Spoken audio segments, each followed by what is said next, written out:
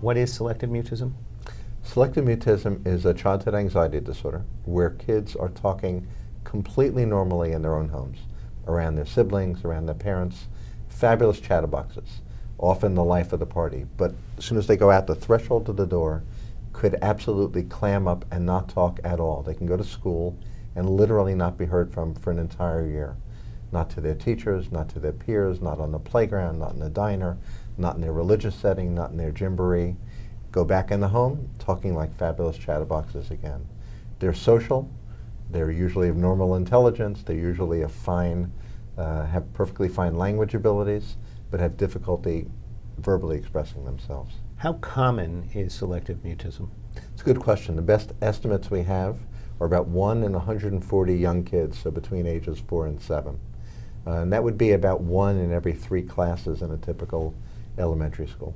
So relative to disruptive disorders like attention deficit hyperactivity disorder, this is a relatively rare disorder compared to ADHD. Right. ADHD, probably about 1 in 20 kids. This about 1 in 140. And the difficulty is for therapists who care about helping kids, both psychiatrists and psychologists and others, you don't get much training in it.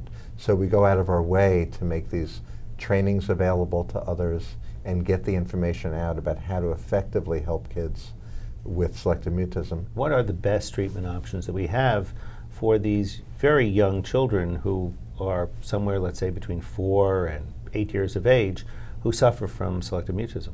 Great question. I just literally got off the phone with a parent who happens to be a physician in California. And she said, am I doing enough for my kid? I said, we work really hard to make sure kids don't get undertreated.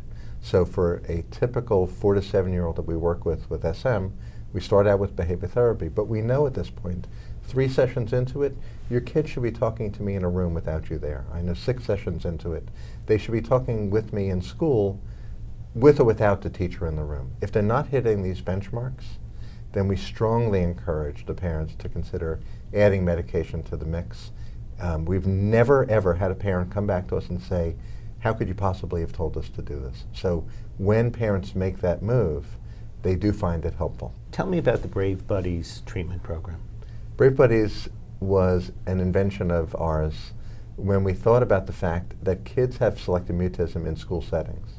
And we thought about the fact that treatment as usual, or your grandmother's psychotherapy of 4 walls, was sort of outdated, and it didn't match the circumstance.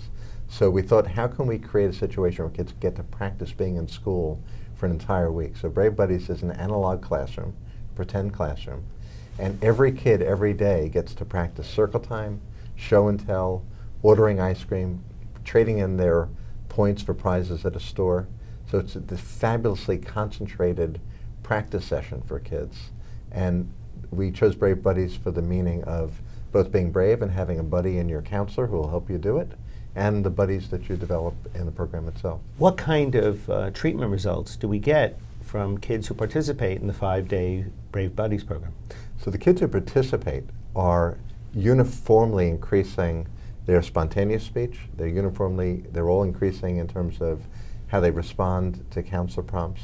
They go back to their homes and by and large are extending those gains to diners, to school settings, to playgrounds, especially if the parents continue to use the techniques that we've taught them, that we modeled for them. And the beauty of the program is that the parents can watch us in the trenches with their kids doing these public outings. So we're seeing really good results long term. How do you follow up with kids who come from a different part of the United States and participate in the Brave Buddies program? Follow-up is key, and again, one of the good uses of the internet is that Skype and iChat are readily available tools. So we can do video calls with the parents, we can do video calls with the teachers, as I did earlier today across the country, and we do video calls with the kids themselves and practice continued brave talking. So I had a boy go with a laptop to an ice cream store in Dubai, and we practiced public speaking, me in New York and him in Dubai. It's just a beautiful thing.